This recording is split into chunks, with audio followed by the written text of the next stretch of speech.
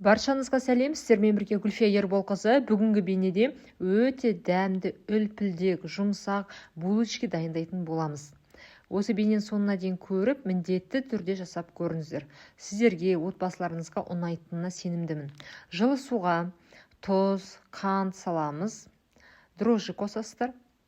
Содан кейін бір жұмыртқа салып араластырамыз.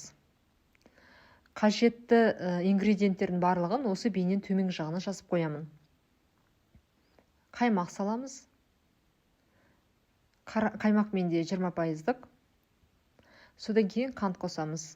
Мен қантты дәміне қарай тағы да бір мәрте қостым, кішкене тәтті болсын деп. Енді өздеріңіз көресіздер. Себебі қатты тәтті болып кеткен ұнамаса, азырақ қосасыздар. Онда електен өткізіп шетіне қосамыз. Қамыр елейтін боламыз қазір. Араластырып.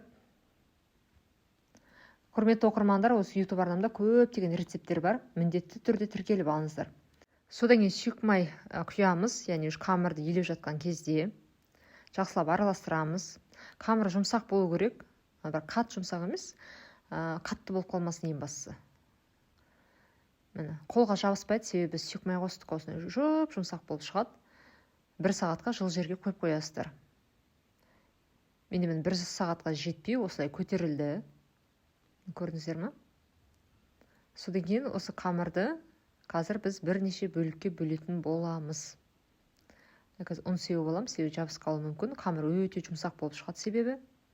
Жұмсақ болған жақсы, себебі булочканың өзі де өте жұмсақ болады. Мақтадай болып шығады ғой. Кішкене ұнмен осылай елеп аласыздар, қолдарыңызға жабыспас үшін. Бірден бірнеше бөлікке бөлеміз қазір.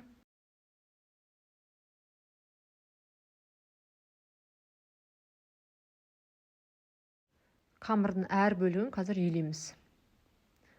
Осылай домалатып елеп қоясыздар ғой. Сол кезде булочка жасағанға да оңай болады. Кішкене көтеріліп тұрады. Көрдіңіздер ме? Бір 2 минутқа ғана қойдым. Содан қамырды жаямыз қазір. Қатты жұқа болып кетпесін қамыры.